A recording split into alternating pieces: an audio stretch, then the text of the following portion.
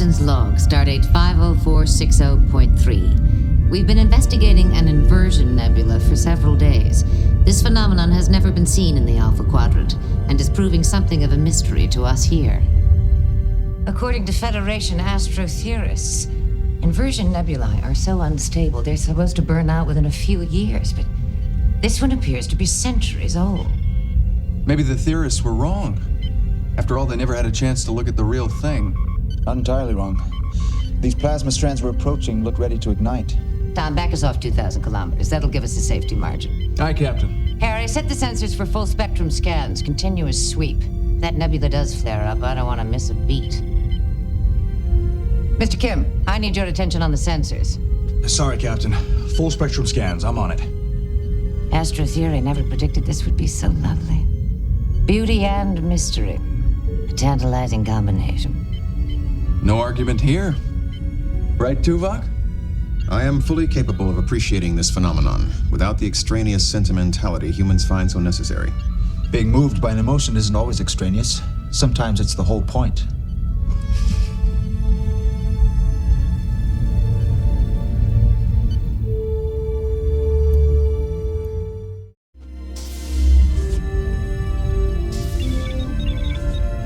The temperature is 5,000 degrees Kelvin and rising. Captain? We've located a plasma strand that looks like it's seconds from igniting. There is some kind of unknown process that's been keeping this nebula from going up like a torch. We're going to see it in action. And if there isn't? I've got my hand on the controls. We'll be out of here before it even touches our shields. Captain, the temperature is 9,000 degrees Kelvin. I'm picking up a subatomic cascade reaction. There she goes.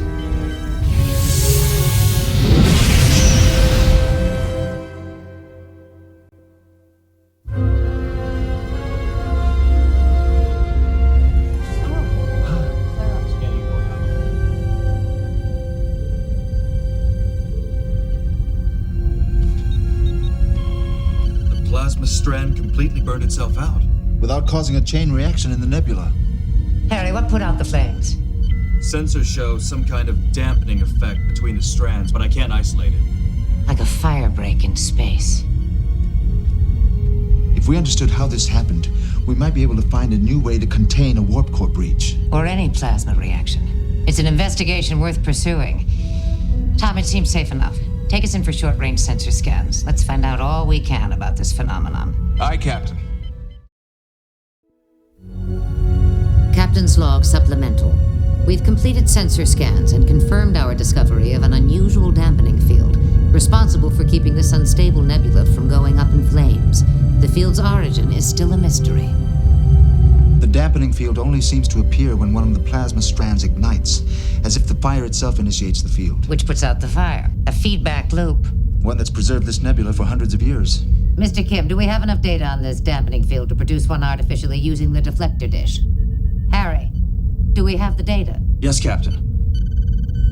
But it'll take a while. We'll have to simulate the process on the computer and then try to recreate it with the deflector dish. Probably a few weeks.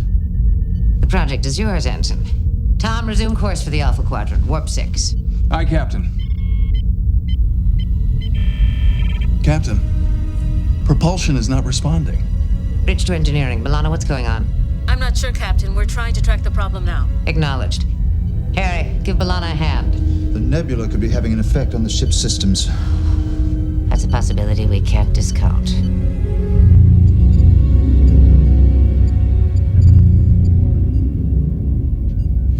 The warp drive is functioning within established tolerance levels. Matter-antimatter containment is at recommended field strength. The impulse engines are also Within tolerance. Yes. Most likely, there's some kind of failure in the computer pathways. Nothing's wrong with propulsion, but the commands from the helm just aren't getting there. The warp drive seems okay. Impulse too. I think the problem must be somewhere else. I think maybe the helm's being blocked. Like some kind of failure in the computer pathways? Maybe. I just said all that. You're not listening, Harry. I'll return to my station, Lieutenant. I'm sorry. I guess I've got a lot on my mind.